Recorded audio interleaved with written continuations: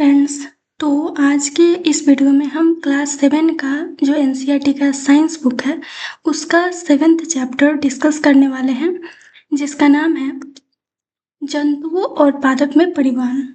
तो अगर हम बेसिकली बात करें परिवहन की, तो परिवहन मीन्स होता क्या है, किसी चीज़ को एक जगह से दूसरी जगह पहुंचाना।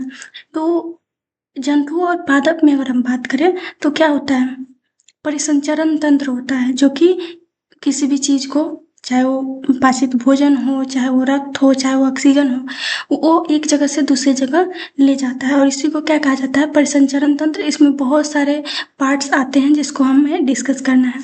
तो सबसे पहले हम जान लेते हैं परिसंचरण तंत्र होता क्या है। यही परिवहन कराता है। तो हृदय और रक्त वाहिनियाँ संयुक्त रूप से हमारे शरीर का परिसंचरण तंत्र बनाती है। मीन्स हृदय हो गया, रक्त वाहिनियाँ हो गई, ये मिलकर क्या बनाती है, परिसंचरण तंत्र बनाती है।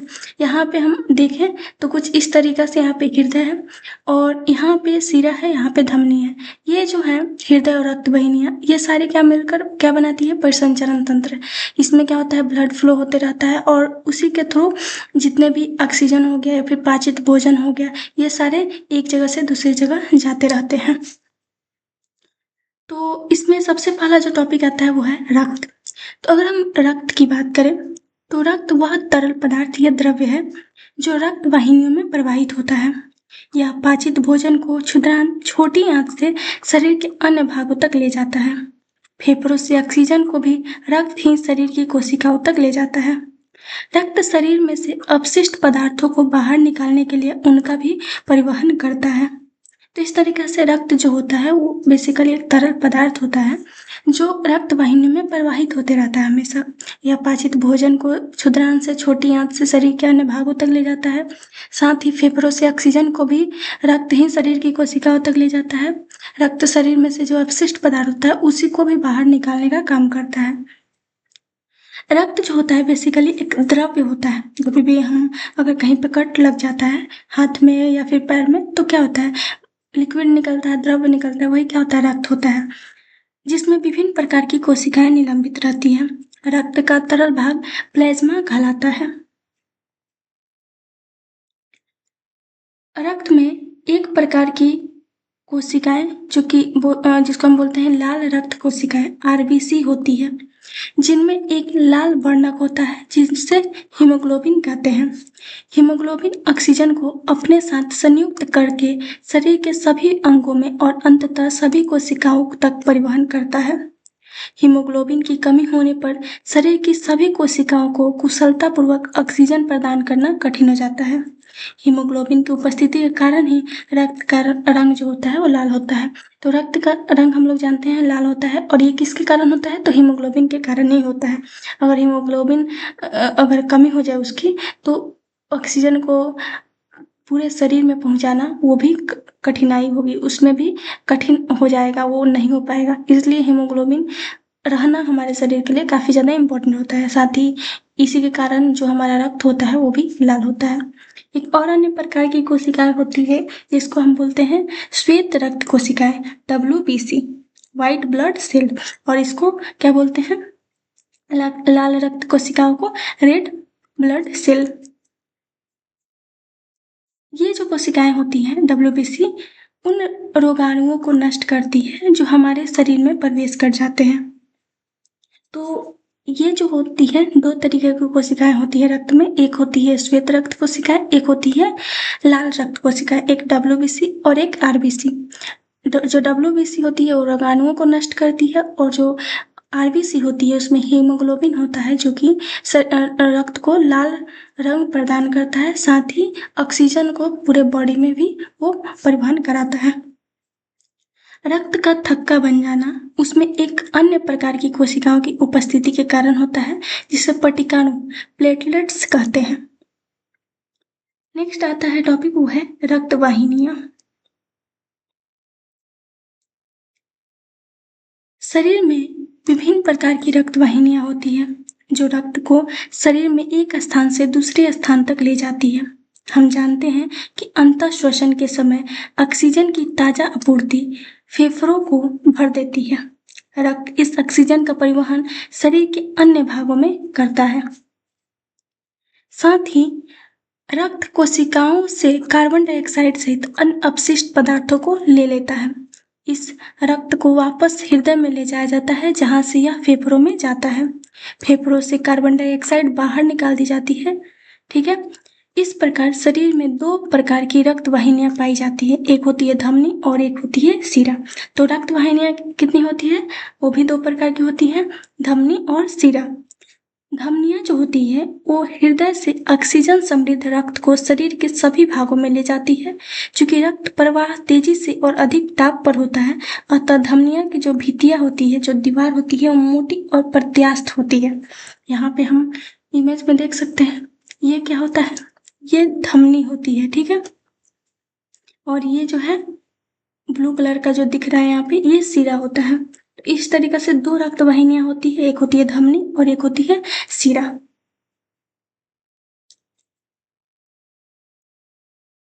तो धमनियां क्या करती है? हृदय से ऑक्सीजन समृद्ध जो रक्त होता है उसको शरीर के सभी भागों में ले जाती है। हम कभी भी अपने कलाई पे जब इस तरीके से हाथ रख कर देखते हैं तो हम महसूस करते हैं कि उसमें कुछ गति हो रहा है। ठीक है। ये जो स्पंदन होता है वो बेसिकली नाड़ी नाड़ी स्पंद में से नब्ज कहलाता है और यह धमनियों में प्रवाहित हो रहे रक्त के कारण होता है।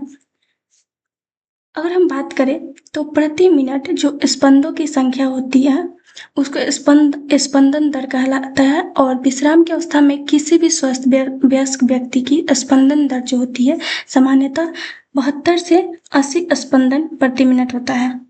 ठीक है।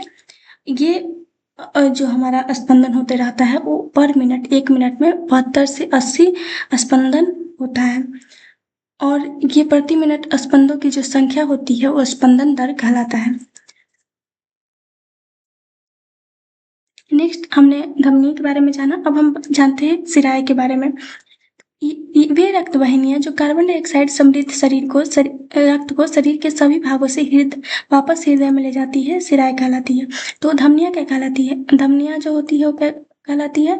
जो क्या करती है कि हृदय से सभी भागों में जो भी ऑक्सीजन समृद्ध जो रक्त होता है उसको शरीर के सभी भागों में पहुंचाता है। और शिराएं क्या होती है?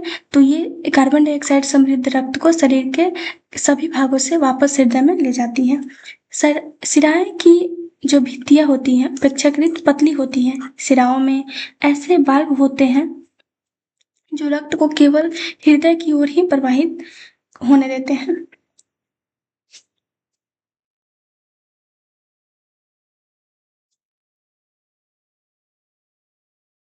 यहाँ पे अगर हम देखें, यहाँ पे इमेज देखें तो ये कुछ इस तरीके से परिसंचरण तंत्र का व्यवस्था चित्र है। मीन्स यहाँ पे क्या है? हृदय है, ये फेफड़े है। ठीक है। ये क्या है? शिरा है और ये धमनी है। यहाँ पे क्या होता है? जो धमनी होता है वो क्या करता है? जो ऑक्सीजन समृद्ध जो रक्त होता है उसको हृदय से सभी कोशिकाओं में ले जाता है। और जो धमनी होता है वो कार्बन डाइऑक्साइड सहित जो रक्त होता है उसको शरीर के सभी भागों से फिर से हृदय में ले जाता है। ये काम करता है। जो धमनियां होती है वो अन्य छोटी छोटी वाहिनियों में विभाजित हुई दिखाई देती है। ऊतकों में पहुंचकर वे पुनः अत्यधिक पतली नलिकाओं में विभाजित हो जाती है, जिन्हें कोशिकाएं कहते हैं। कोशिकाएं पुनः मिलकर शिराओं को बनाती है जो रक्त को हृदय में ले जाती है। यहाँ पे हम देखें तो ये जो है धमनियां वो अन्य छोटे छोटे भागों में भी फिर से विभाजित हो जाती है ताकि वो जो भी रक्त ऑक्सीजन सहित रक्त हो उसको सभी भागों में पहुंचा सके, सारे कोशिकाओं में पहुंचा सके। नेक्स्ट आता है टॉपिक, वो है हृदय। हृदय वह अंग है जो रक्त द्वारा पदार्थों के परिवहन के लिए पंप के रूप में कार्य करता है। यह निरंतर धड़कता रहता है। एक ऐसे पंप की अगर हम बात करें जो वर्षों से बिना रुके कार्य कर रहा है, अगर हम कल्पना करते हैं कि कोई ऐसा पंप है जो कि बिना रुके कार्य करता है, यह बिल्कुल असंभव प्रतीत होता है। लेकिन हमारा जो हृदय होता है वो एक ऐसा पंप होता है जो कभी रुकता नहीं है, वो हमेशा कार्य करता रहता है। हृदय वक्ष गुहा में स्थित होता है जिसका निचला सिरा थोड़ी बाईं ओर झुका रहता है। कुछ इस प्रकार का हृदय होता है, हम यहाँ पे इमेज में देख सकते हैं। ये क्या है? हृदय है, ठीक है, मानव का हृदय। यहाँ पे ये जो है महाशिरा है, ये जो पार्ट है वो महाशिरा है, और ये जो है महाधमनी है। ये दायां अलिंद है और इधर का जो पार्ट है वो बायां अलिंद है। फिर ये नीचे वाला जो दायां साइड का पार्ट है वो दायां निलय बोलते हैं, और ये जो है वो बायां निलय बोलते हैं। कक्षों के बीच की विभाजन दीवार ये कुछ इस तरीका से है। ये क्या है? ये फुफ्फुस सिरा है, और ये दोनों क्या है? फुफ्फुस धमनी है। तो इस प्रकार से इतने पार्ट्स होते हैं हृदय के। इसमें जो हृदय होता है वो बेसिकली 4 कक्षों में डिवाइड होता है। क्यों? क्योंकि मानते हैं कि यदि हृदय में कार्बन डाइऑक्साइड और ऑक्सीजन को से समृद्ध रक्त परस्पर मिल जाए तो क्या होगा? ऐसी स्थिति ना उत्पन्न होने के लिए ही जो हृदय होता है उसको 4 कक्षों में बांटा जाता है। ऊपरी जो 2 कक्ष होता है उसको अलिंद बोलते हैं, और निचले 2 कक्ष जो होते हैं वो निलय बोलते हैं। यहाँ पे हम देख सकते हैं ये जो ऊपरी जो 2 कक्ष है उसको हम अलिंद बोलते हैं। ये क्या है? दायां अलिंद, और ये बायां अलिंद। और नीचे वाला जो कक्ष है उसको हम निलय बोलते हैं, दायां निलय और बायां निलय। कक्षों का विभाजन दीवार ऑक्सीजन समृद्ध रक्त और कार्बन डाइऑक्साइड से समृद्ध रक्त को परस्पर मिलने नहीं देती है। एक साथ वो मिलने नहीं देती। जो कार्बन डाइऑक्साइड समृद्ध जो रक्त होता है और जो ऑक्सीजन समृद्ध रक्त होता है वो दोनों को आपस में नहीं मिलने देती है। हृदय स्पंद। हृदय के कक्ष की भित्तियां पेशियों की बनी होती है। ये पेशियां लयबद्ध रूप से संकुचन और विश्रांति करती है। यह लयबद्ध संकुचन और उसके बाद होने वाली लयबद्ध विश्रांति दोनों मिलकर हृदय स्पंद मीन्स हार्ट बीट कहलाता है। हृदय का स्पंदन जीवन के हर क्षण होता रहता है। यदि आप अपने वक्ष की बाईं तरफ हाथ रखें तो अपने हृदय स्पंदनों को महसूस कर सकते हैं। चिकित्सक आपके हृदय स्पंदन को मापने के लिए स्टेथोस्कोप नामक यंत्र का उपयोग करते हैं। तो हृदय स्पंदन क्या होता है? बेसिकली जो लयबद्ध संकुचन और उसके बाद होने वाली जो लयबद्ध विश्रांति होती है दोनों मिलकर हृदय स्पंदन कहलाता है, ठीक है। और इसको हम क्या बोलते हैं? हार्ट बीट कहते हैं। इसको मापने के लिए जो चिकित्सक होते हैं वो स्टेथोस्कोप का यूज करते हैं, या फिर हम बहुत ही शांति से अगर महसूस करें तो हमको महसूस भी होता है। चिकित्सक स्टेथोस्कोप का उपयोग हृदय स्पंद की ध्वनि को आवर्धित करने की युक्ति के रूप में होता है। स्टेथोस्कोप के एक सिरे पर एक चेस्ट पीस लगा रहता है जिसमें एक संवेदनशील डायफ्राम होता है। दूसरे सिरे पर 2 ईयर पीस लगे होते हैं जो एक नली द्वारा चेस्ट पीस से जुड़े रहते हैं। चिकित्सक स्टेथोस्कोप का चेस्ट पीस आपके हृदय के स्थान पर रखकर श्रोतिकाओं से स्पंदनों की ध्वनि का अध्ययन करते हैं, जिससे उन्हें आपके हृदय की स्थिति का आकलन करने में सहायता मिलती है।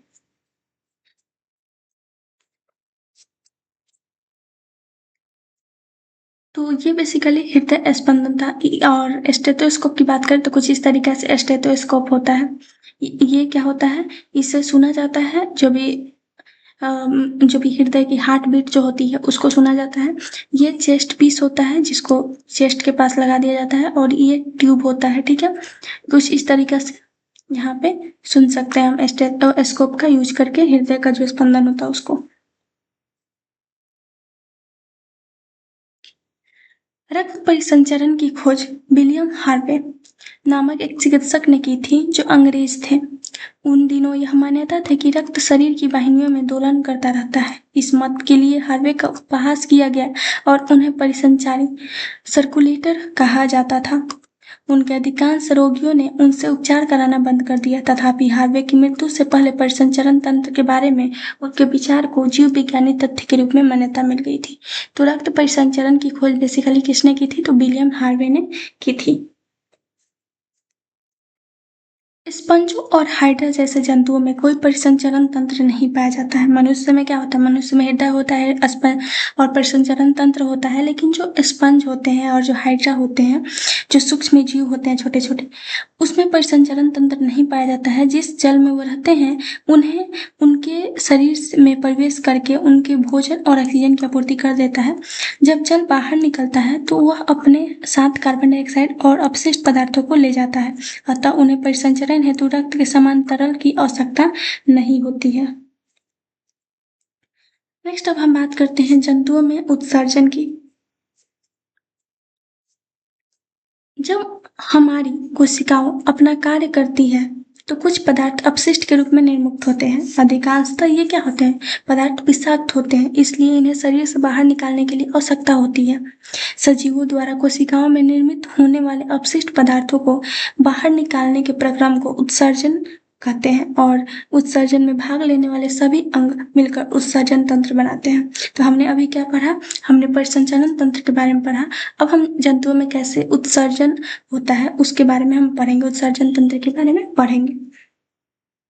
मानव उत्सर्जन तंत्र। रक्त में उपस्थित अपशिष्ट पदार्थों को शरीर से बाहर निकाला जाना चाहिए। ये बहुत जरूरी होती है क्योंकि ये हमारे लिए उपयोगी नहीं होता है। इसके लिए रक्त को छानने की व्यवस्था की आवश्यकता होती है। यह व्यवस्था वृक्क गुर्दों में उपस्थित रक्त कोशिकाओं द्वारा उपलब्ध की जाती है। जब रक्त दोनों वृक्कों में पहुंचता है तो इसमें उपयोगी और हानिकारक दोनों ही प्रकार के पदार्थ होते हैं। उपयोगी पदार्थों को रक्त में पुनः अवशोषित कर लिया जाता है और जल में घुले हुए अपशिष्ट पदार्थ मूत्र के रूप में पृथक कर लिए जाते हैं। वृक्कों से मूत्रवाहिनियों से होता हुआ मूत्र मूत्राशय में जाता है। मूत्रवाहिनियां नली के आकार की होती है। मूत्राशय में मूत्र संचित होता रहता है। मूत्राशय से एक पेशीय नली जुड़ी होती है जिसे मूत्रमार्ग कहते हैं। मूत्रमार्ग का दूसरा सिरा खुला हुआ होता है जिसे मूत्ररंध्र कहते हैं और जिससे मूत्र शरीर से बाहर निकाल दिया जाता है। वृक्क, मूत्रवाहिनियां, मूत्राशय और मूत्रमार्ग सम्मिलित रूप से उत्सर्जन तंत्र बनाते हैं। कुछ इस तरीके से यहाँ पे मानव उत्सर्जन तंत्र होता है।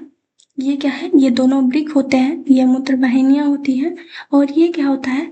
मूत्राशय होता है ये वाला पार्ट, और ये मूत्रमार्ग होता है और ये मूत्ररंध्र होता है। और इस तरीके से जो भी अपशिष्ट द्रव होते हैं वो बाहर निकल जाते हैं।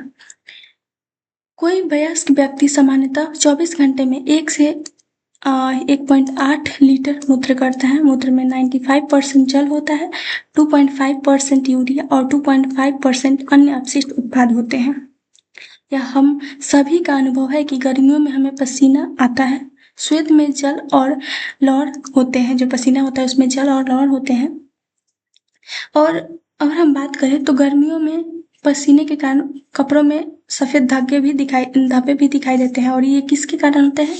तो लौर के कारण ही होते हैं। साथ ही अगर हम बात करें तो गर्मी में कम मूत्र की अगर हम बात करें तो गर्मी में बहुत कम होता है। क्यों?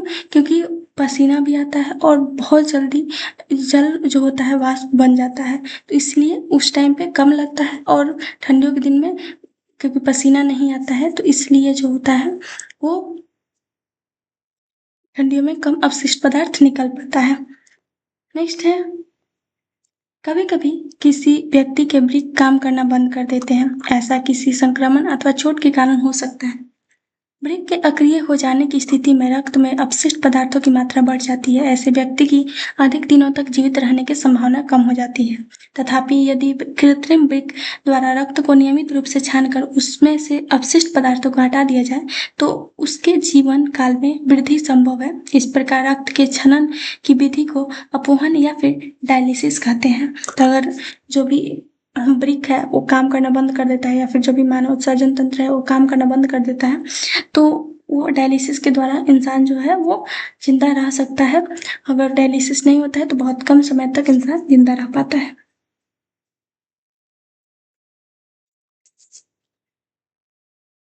जंतुओं के शरीर से अपशिष्ट रसायनों के निष्कासन की विधि जल की उपलब्धता पर निर्भर करती है। मछली जैसे जलीय जंतु कोशिका के अपशिष्ट उत्पादों को अमोनिया के रूप में उत्सर्जित करते हैं जो सीधे जल में घुल जाती है।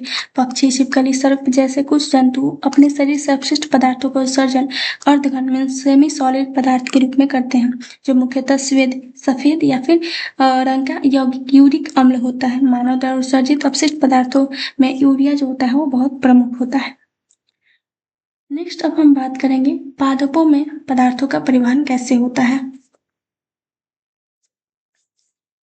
तो अगर हम बात करें पादपों में पदार्थों का परिवहन के तो सबसे पहले हम इसमें बात करेंगे जल और खनिज का परिवहन।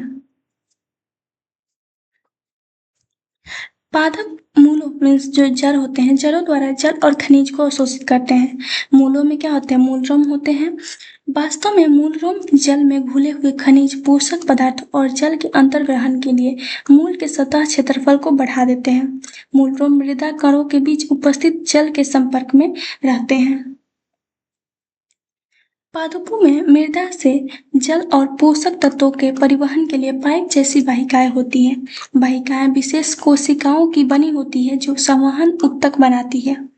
ऊतक कोशिकाओं का वह समूह होता है जो किसी जीव में किसी कार्य विशेष को संपादित करता है। जल और पोषक तत्वों के परिवहन के लिए पादपों में जो संवहन ऊतक होता है उसे जाइलम कहते हैं। जाइलम चैनल जो नाली होता है का सतत जाल बनाता है जो मूलों को तने और शाखाओं के माध्यम से पत्तियों से जोड़ता है और इस प्रकार बना तंत्र पूरे पादप में जल का परिवहन करता है। भोजन को पादप के सभी भागों में ले जाया जाता है। यह कार्य एक संवहन ऊतक द्वारा किया जाता है जिसे क्या कहा जाता है? फ्लोएम कहते हैं। इस प्रकार जाइलम और फ्लोएम पादपों में पदार्थों का परिवहन करते हैं। तो जाइलम जो होते हैं और फ्लोएम ये पादपों में क्या करते हैं? पदार्थों का परिवहन करते हैं। ये यहाँ पे हम इमेज देखें तो ये क्या होता है? ये जाइलम होता है, ये वाला जो पार्ट होता है ये जाइलम होता है और ये जो होता है वो मूलरोम होता है।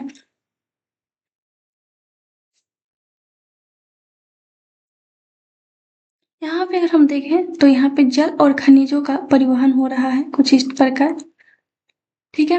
और मूल के एक भाग में और यहाँ पे जो ये वाला पार्ट है वो किसी वृक्ष में, अगर हम ये जो वृक्ष है इसमें अगर हम देखें तो यहाँ पे क्या हो रहा है? जो मृदा में जल है या फिर खनिज है वो ऊपर की तरफ जा रहा है, ठीक है। और यहाँ पे अगर हम बात करें तो ये कुछ इस तरीका से अगर देखें तो ये क्या है? एक पार्ट है, मूल के कोई एक भाग है और इसमें परिसंचरण तंत्र कुछ इस तरीके से काम करता है, मीन्स परिवहन कुछ इस तरीके से होता है। ये जाइलम है और ये मूलरोम के द्वारा।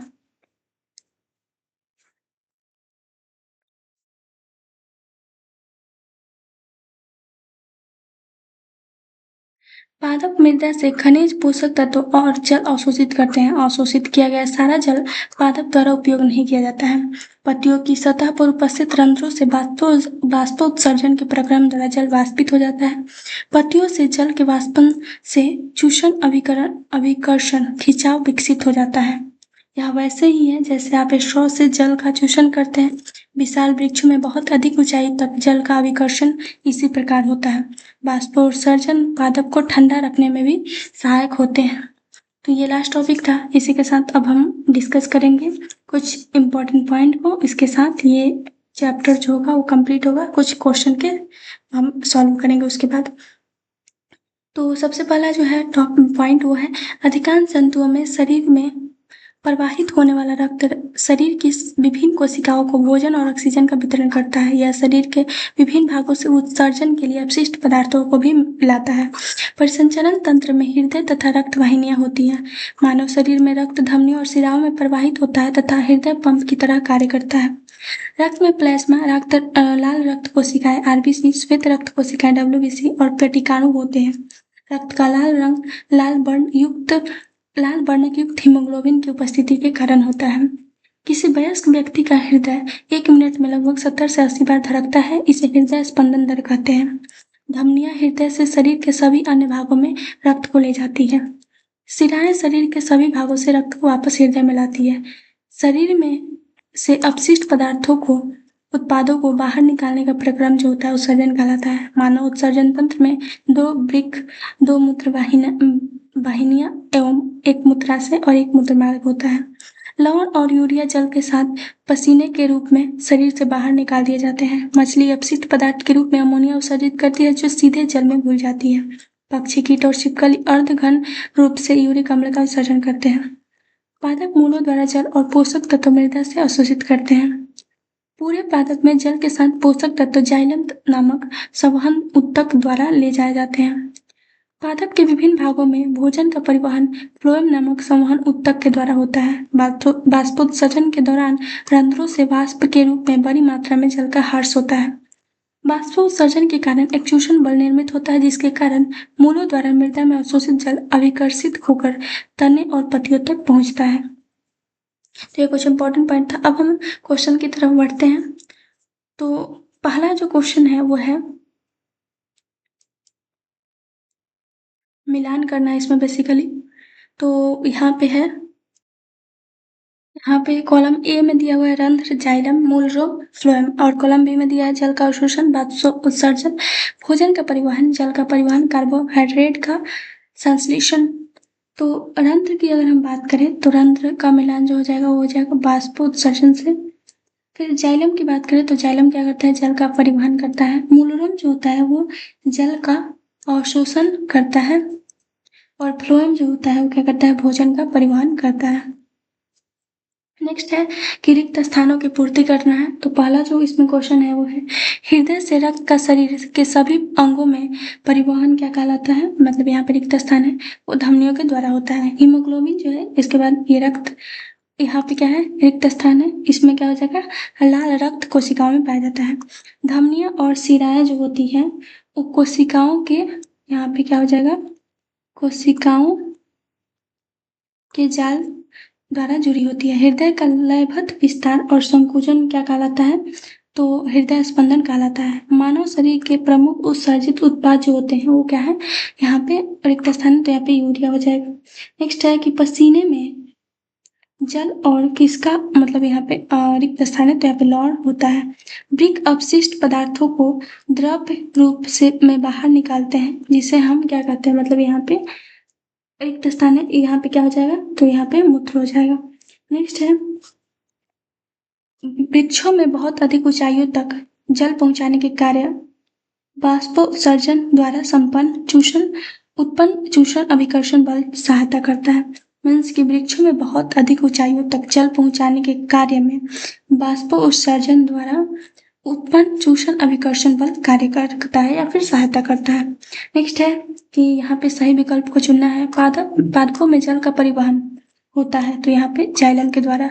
मूलों द्वारा जल के अवशोषण की दर को बढ़ाया जा सकता है। उन्हें यहाँ पे छाया में रखकर, मंद प्रकाश में रखकर, पंखों के नीचे रखकर और पॉलीथीन की थैली में रखकर। तो यहाँ पे हो जाएगा पंखे के नीचे रखकर। नेक्स्ट है कि पादपों तथा जंतुओं में पदार्थों का परिवहन क्यों आवश्यक है, समझाइए। तो शरीर की हर कोशिकाओं को जीवित रहने और काम करने के लिए भोजन, पानी और ऑक्सीजन की जरूरत होती है। साथ ही शरीर में बनने वाले जहरीले कचरे को बाहर निकालना भी जरूरी होता है। इन चीजों को एक अंग से दूसरे अंग तक पहुंचाने के लिए परिवहन तंत्र आवश्यक होता है। नेक्स्ट है क्या होगा यदि रक्त में पटिकाणु नहीं होंगे। तो अगर रक्त में पटिकाणु नहीं होंगे, मीन्स प्लेटलेट्स नहीं होगा, तो यहाँ पे क्या हो जाएगा, रक्त का थक्का जब जो है वो नहीं बन पाएगा। मीन्स ये क्या करता है, जो पटिकाणु होते हैं, जो प्लेटलेट्स होते हैं, वो क्या करते हैं, खून का थक्का जमाने में या फिर थक्का बनने में मदद करते हैं। नेक्स्ट है रंध्र क्या है, रंध्रों के दो कार्य बताइए। तो रंध्र जो होते हैं बेसिकली पौधों की पत्तियों की सतह पर मौजूद जो छोटे छोटे छेद होते हैं वो रंध्र कहलाते हैं, और इनका दो कार्य है, गैसों का आदान प्रदान करना, और दूसरा है बाष्पोत्सर्जन की प्रक्रिया द्वारा अतिरिक्त पानी को बाहर निकालना। नेक्स्ट है कि क्या बाष्पोत्सर्जन पादपों में कोई उपयोगी कार्य करता है।